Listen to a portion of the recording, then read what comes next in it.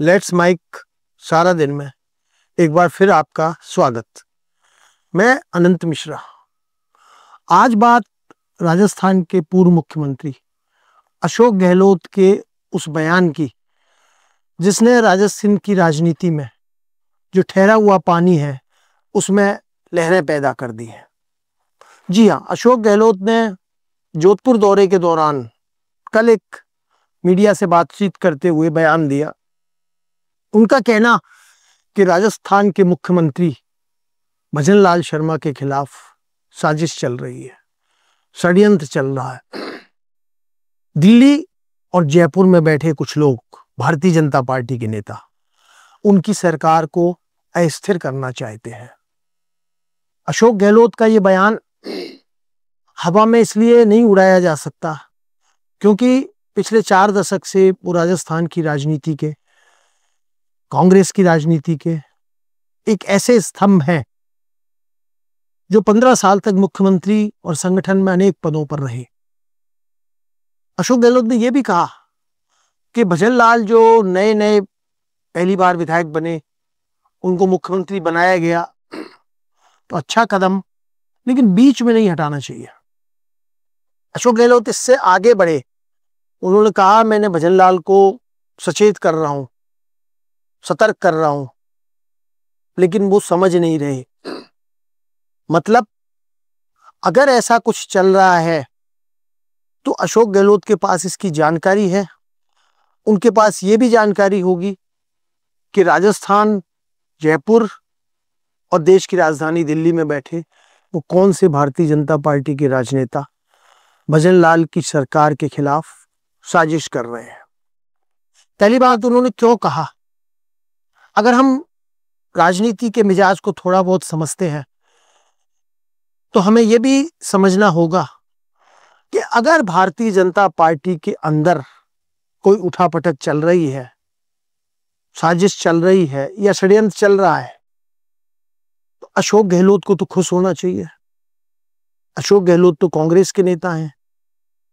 वो उस कांग्रेस के नेता, जब पिछली बार उनकी सरकार पर संकट आया तो भारतीय जनता पार्टी के नेता खुश हो रहे थे। अशोक गहलोत ने आरोप भी लगाया था कि भारतीय जनता पार्टी पर्दे के पीछे से मेरी सरकार अस्थिर करना चाहती है। तो आखिर अगर भारतीय जनता पार्टी के नेता भजनलाल सरकार के खिलाफ दिल्ली और जयपुर में साजिश कर रहे हैं तो अशोक गहलोत भजनलाल को सतर्क क्यों कर रहे हैं? वो ये क्यों कह रहे हैं कि बार बार बीच में मुख्यमंत्री बदलना ठीक नहीं? तो राजस्थान की राजनीति को अगर हम 1947 के बाद से देखें तो पिछली बार एक अशोक गहलोत का जो तीसरा कार्यकाल था उसमें जरूर एक ऐसी बगावत हुई जिसे अशोक गहलोत ने काबू पा लिया। कांग्रेस के अंदर ये बगावत कर्नाटक में भी हुई, मध्य प्रदेश में भी हुई, और कर्नाटक और मध्य प्रदेश में दोनों जगह कांग्रेस को अपनी सरकार गंवानी पड़ी। हिमाचल प्रदेश में कांग्रेस की सरकार है, लेकिन राज्यसभा की एक सीट के लिए हुए चुनाव में कांग्रेस के पास 40 एमएलए थे, लेकिन फिर भी कांग्रेस चुनाव हार गई, जबकि वहां जीत के लिए 35 विधायकों का आंकड़ा चाहिए था। जाहिर है हिमाचल प्रदेश में कांग्रेस के अंदर क्रॉस वोटिंग हुई और 7-8 लोगों ने वहां भारतीय जनता पार्टी के प्रत्याशी के पक्ष में मतदान किया। तो यूं अगर हम समझें कि जो कर्नाटक में विद्रोह हुआ वहां सरकार चली गई, मध्य प्रदेश में विद्रोह हुआ, वहां कमलनाथ सरकार चली गई 1.25 साल के अंदर, और हिमाचल प्रदेश में जो बगावत की कांग्रेस के विधायकों ने, तो वो वहां राज्यसभा की एक सीट कांग्रेस को हारनी पड़ी बहुमत होते हुए। तो क्या राजस्थान में जो घटनाक्रम अशोक गहलोत की सरकार के समय हुआ था उसमें अशोक गहलोत ने पार तो पाली, लेकिन अशोक गहलोत और सचिन पायलट के जो संबंध थे वो 36 का आंकड़ा बना रहा। अभी जरूर राजेश पायलट की जो 25वीं पुण्यतिथि थी उस पर गहलोत और पायलट एक मंच पर आए, लेकिन हम बात उसी जगह ले जाते हैं जहां से हमने शुरू की थी कि क्या वाकई में राजस्थान भारतीय जनता पार्टी के अंदर कोई साजिश चल रही है, और अगर साजिश चल रही है तो क्या उसकी जानकारी अशोक गहलोत को है? और अगर जानकारी है तो अशोक गहलोत भजनलाल शर्मा को सचेत क्यों कर रहे हैं, जबकि वो विपक्षी पार्टी के नेता है? उनको तो चाहिए, अगर उनके पास है जानकारी कि सरकार गिरती है, अस्थिर होती है, तो कांग्रेस को इसमें फायदा है। लेकिन हम जब खबरों को, हम जब राजस्थान की राजनीति को, और खासकर जो 2023 के चुनाव हुए उसके बाद से 1.5 साल की अगर अभी की राजनीति को देखें, तो राजनीति की थोड़ी बहुत भी समझ रखने वाला व्यक्ति इस चीज को समझता है कि राजस्थान में भारतीय जनता पार्टी के आला कमान ने किस तरह यहां की 2 बार मुख्यमंत्री रही वसुंधरा राजे के स्थान पर पहली बार विधायक बने भजनलाल शर्मा को मुख्यमंत्री बनाया। मुख्यमंत्री बनने के बाद लोकसभा चुनाव हुए, भाजपा को जितनी पिछले 2 चुनावों में सफलता मिली थी 2014 और 19, इस बार सफलता नहीं मिली, और 25 में से मात्र 14 सीटों पर भारतीय जनता पार्टी जीतने में सफल रही। लेकिन उसके बाद फिर जब नवंबर में 2024 में उपचुनाव हुए 7 विधानसभा के, तो भारतीय जनता पार्टी ने 5 सीटें जीत ली। मतलब लोकसभा चुनाव में जो उसे करारी पराजय का सामना करना पड़ा था, करारा झटका लगा था, मन माफिक जो नतीजे नहीं आए थे, उसकी भरपाई कर ली। तो सवाल फिर उठता है, क्योंकि राजनीति सवालों का खेल है, अटकलों का खेल है, संभावनाओं का खेल है। जो पार्टी 7 में से 5 सीटें जीतती है, 1 सीट उसके पास थी सलूम्बर की, 4 सीटें वो दूसरी पार्टियों से छीन लेती है, चाहे वो झुंझुनू की सीट हो या खींवसर की सीट हो या देवली उनियारा की सीट हो। तो ऐसी स्थिति में भारतीय जनता पार्टी का आला कमान उनको क्यों हटाना चाहेगा? और जो गहलोत ने इशारा किया कि जयपुर और दिल्ली में बैठे, बेहतर होता है कि अशोक गहलोत अगर और थोड़ा सा खुलासा करते कि ये दिल्ली और जयपुर में बैठे नेता कौन है जो अपनी ही सरकार को अस्थिर करना चाहते हैं। लेकिन हम जब राजस्थान की राजनीति और खासकर भारतीय जनता पार्टी की राजनीति 2014 के बाद से आज तक देखते हैं, तो अशोक गहलोत के बयान पर बहुत से लोगों को इस बात की शंका होती कि क्या भारतीय जनता पार्टी में मोदी और अमित शाह के रहते कोई साजिश या षड्यंत्र सफल हो सकता है? क्योंकि निश्चित रूप से भजनलाल मोदी और अमित शाह की पसंद थे।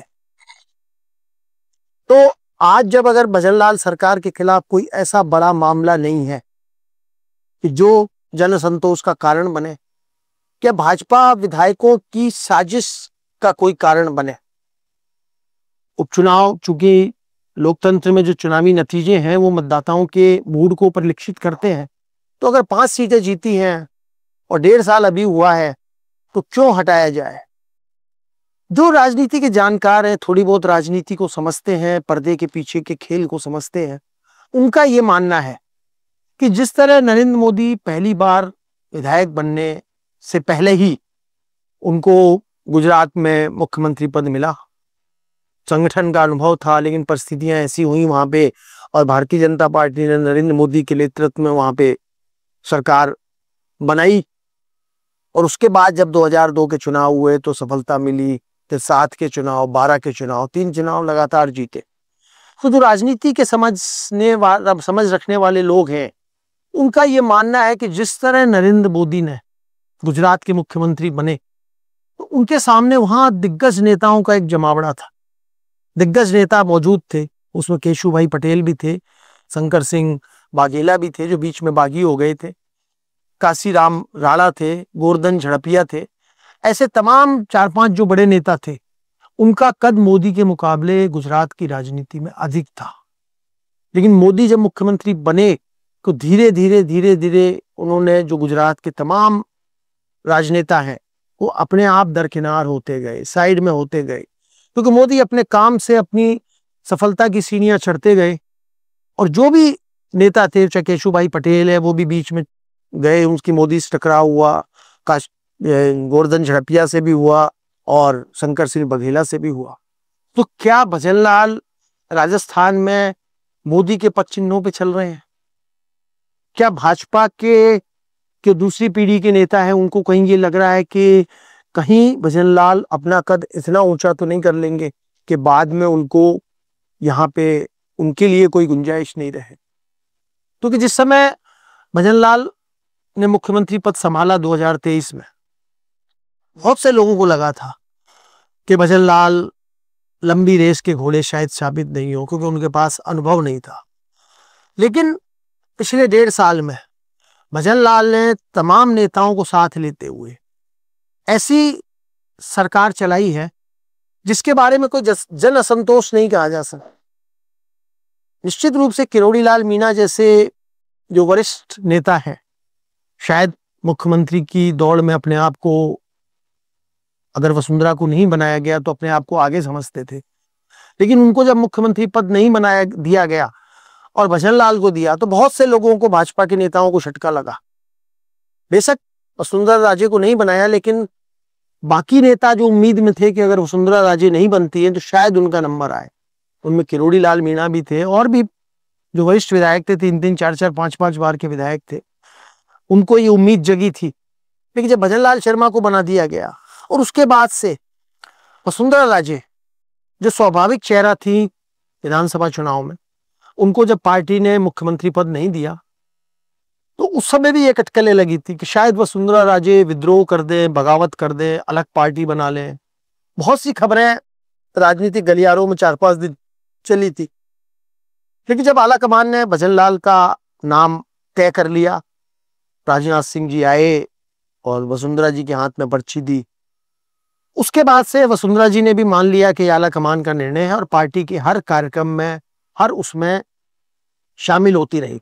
मतलब उन्होंने कभी ये नहीं दिखाया कि वो पार्टी नेतृत्व के जो फैसला है उसके खिलाफ। निश्चित रूप से जिस समय भजनलाल का नाम आया या उनको पता चला, उनको झटका लगा होगा और लगना स्वाभाविक है, लेकिन उसके बाद से कभी ऐसा देखने में नहीं आया कि उन्होंने सरकार के लिए या उनके समर्थक विधायकों ने कभी सरकार के लिए खतरा पेश किया हो। तो आज की तारीख में भारतीय जनता पार्टी में वसुंधरा राजे से बड़ा शायद ही कोई पब्लिक फेस हो या जिस नेता के पास विधायकों का समर्थन। तो अगर वसुंधरा राजे इस मुहिम में नहीं है, जैसा गहलोत ने कहा कि कुछ नेता लगे हुए हैं, तो फिर और ऐसे कौन से नेता हैं कि जो सरकार को अस्थिर कर सकते हैं? खास करके जब उनको पता है कि ये भजनलाल जो चुनाव हुआ है ये मोदी और अमित शाह की सहमति से हुआ है और निश्चित रूप से कुछ असहमतियां हो सकती होंगी, असंतोष के सुर हर राजनीतिक दल में, हर सरकारों में होते हैं। बहुत से विधायक जो मंत्री बनना चाहते हों, मंत्री नहीं बन पा रहे, बहुत से नेता कार्यकर्ता जिनको विधानसभा में टिकट नहीं मिल पाए और उस समय उनको यह आश्वासन दिया गया होगा कि सरकार आई तब आपको एडजस्ट कर लेंगे।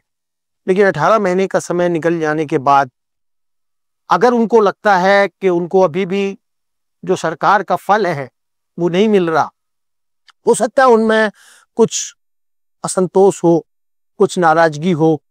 खबरें ऐसी भी आती है कि ब्यूरोक्रेसी सरकार पर हावी है और कई बार मंत्रियों की भी नहीं सुनी जाती, विधायकों की भी अधिकारी नहीं सुनते। ये हर सरकारों के दौर में होता है कि ब्यूरोक्रेसी हावी होने के आरोप लगते हैं, सरकार से नाराजगी के आरोप लगते हैं, मुख्यमंत्री के खिलाफ होती है कि असंतोष चल रहा है, मंत्रियों से विधायकों कार्यकर्ताओं की नाराजगी होती है। लेकिन अशोक गहलोत ने अगर ये बयान दिया है तो निश्चित रूप से कुछ ना कुछ इसके मायने होंगे।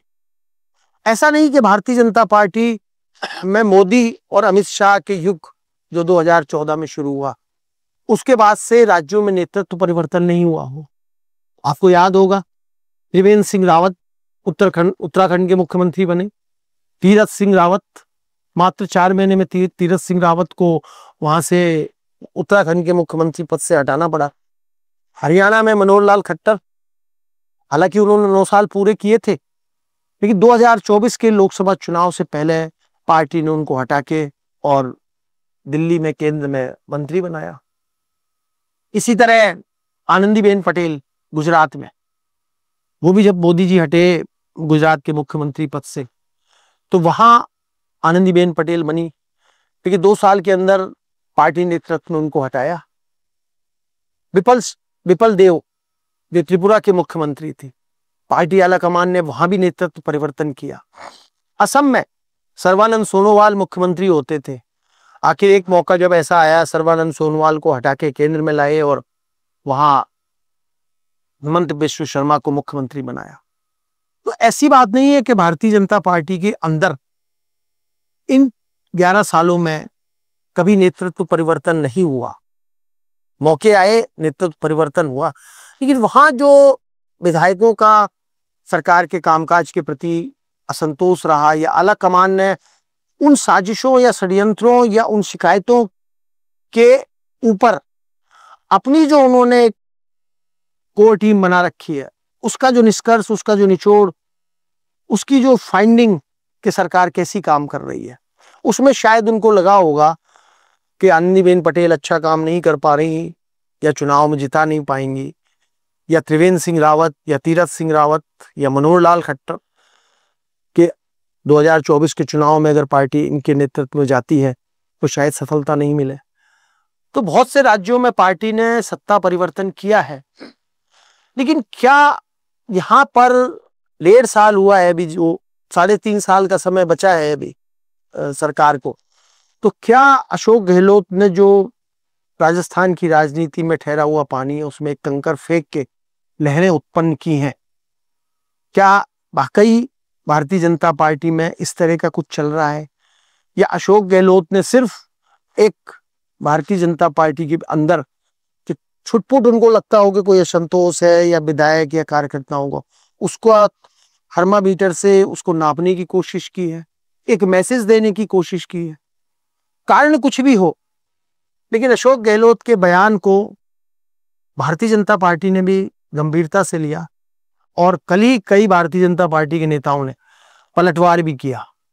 उन्होंने कहा कि नहीं, भारतीय जनता पार्टी में इस तरह का कोई असंतोष नहीं है, कोई गुटबाजी नहीं है, कोई साजिश नहीं है, कोई षड्यंत्र नहीं है। और शायद अशोक गहलोत को जो उनके कार्यकाल में सचिन पायलट की वजह से एक विरोध का सामना करना पड़ा था, सरकार गिरते गिरते बची थी, शायद अशोक गहलोत को लग रहा होगा कि भारतीय जनता पार्टी में भी कहीं ऐसा ना हो जाए, इसलिए उन्होंने बयान दिया है। बहरहाल जो भी हो, राजनीति में असंभव कुछ नहीं है, संभावनाओं का खेल है। कई मौके ऐसे आते हैं कि जो राजनीति में दिखता है वो बाद में होता नहीं है, और जो होता है वो दिखता नहीं है। भजनलाल शर्मा, मोहन यादव, इनके बारे में विष्णुदेव साय, किसने सोचा था कि ये मुख्यमंत्री बन जाएंगे? भजनलाल के बारे में भी नहीं सोचा था किसी ने, स्वयं भजनलाल ने भी नहीं सोचा होगा कि मैं मुख्यमंत्री बन सकता हूं, लेकिन बने वो। तो अटकलों का, संभावनाओं का, और हर दिन जो बदलने वाली राजनीतिक तस्वीर है वो राजनीति का एक अहम अंग है। ऐसे में अब देखना होगा आने वाले दिन, चूंकि अशोक गहलोत 5 दिन के लिए अपने गृह क्षेत्र जोधपुर में है और आज राजस्थान के मुख्यमंत्री भजनलाल भी जोधपुर में थे, उन्होंने वहां 3 कार्यक्रम किए। आपातकाल के जो 50 साल है उसका भी कार्यक्रम था, 2 सरकारी कार्यक्रम थे। उन्होंने भी अपनी तरफ से, अपनी तरह से, अपने तरीके से कांग्रेस को एक चुनौती दी, कांग्रेस को प्रत्युत्तर दिया, संविधान को लेकर भी, आपातकाल को लेकर भी, और भी कई चीजों को लेकर उन्होंने कहा। बहरहाल ये अभी मान लेना कि अशोक गहलोत ने कहा है कि भारतीय जनता पार्टी की राजस्थान सरकार के अंदर सरकार को गिराने के लिए साजिशों और षड्यंत्रों का खेल चल रहा है, इस पे अभी किसी को विश्वास नहीं होता। लेकिन हमें यह भी मानना होगा कि अशोक गहलोत जो इतने सीनियर नेता हैं, कांग्रेस के लोग उनको राजनीति का जादूगर भी कहते हैं, लेकिन अगर उन्होंने कुछ चीज कही है तो क्या हवा में तीर छोड़ा है या वाकई उनके पास ऐसी जानकारी है? और अगर जानकारी है तो क्या वो उन नेताओं के नाम बताएंगे कि कौन से नेता हैं जो जयपुर दिल्ली में बैठ के सरकार के खिलाफ षड्यंत्र कर रहे हैं? निश्चित रूप से अगर कोई इस तरह की जानकारी होती है तो कोई नेता बताता नहीं है, लेकिन अशोक गहलोत के खिलाफ जो साजिश हुई उसमें सचिन पायलट का नाम साफ साफ दिख रहा था। मध्य प्रदेश में जो साजिश हुई कमलनाथ सरकार के खिलाफ, उसमें ज्योतिरादित्य सिंधिया का नाम साफ साफ दिख रहा था। लेकिन यहाँ भजनलाल शर्मा के खिलाफ ऐसा कोई नेता नहीं दिखता कि जो उस असंतोष को हवा देकर और आला कमान तक ये पहुंचाने की या ये समझाने की कोशिश करे कि भजनलाल रहे तो सरकार पे संकट आ सकता है। बहरहाल आने वाले दिन बहुत रोचक होने वाले हैं। संसद का मानसून सत्र भी अगले महीने शुरू हो रहा है और राजस्थान विधानसभा का सत्र भी होगा। उपचुनाव जो एक अंता वाला है वो भी अगले 3-4 महीने में राजस्थान में देखने को आएगा। और राजस्थान में प्रदेश भाजपा और कांग्रेस की जो अंदरूनी राजनीति है संगठन को लेकर, जो कांग्रेस में एक संगठन में ऊपर से नीचे तक फेरबदल का एक दौर चल रहा है। भारतीय जनता पार्टी में भी जो नए अध्यक्ष बने हैं प्रदेश के, वो भी अपनी कार्यकारिणी निचले स्तर तक संगठन को ले जाने के लिए कोशिशें चल रही हैं। उनके भी सम्मेलन कार्यक्रम चल रहे हैं। लेकिन आने वाले दिनों में राजस्थान की राजनीति में अशोक गहलोत का ये बयान कि भजनलाल सरकार को भाजपा के ही कुछ नेता जो दिल्ली और जयपुर में बैठे हैं वो अस्थिर करने का प्रयास कर रहे हैं, षड्यंत्र कर रहे हैं, इस पे सबकी नजरें रहेंगी। धन्यवाद। आप सुन रहे थे let's mic more than radio. Follow कीजिए हमें हमारे सोशल मीडिया प्लेटफॉर्म्स पर। It's time for news. It's time for More Than Radio. Presenting the first radio news app, Let's Mic. Let's Mic, a news-based app on your phone where you get to watch and listen news, talk shows, interviews, radio show podcasts. On Let's Mic, you get all relevant information of TV, print, radio, podcast and digital. Let's Mic talks about every segment of life.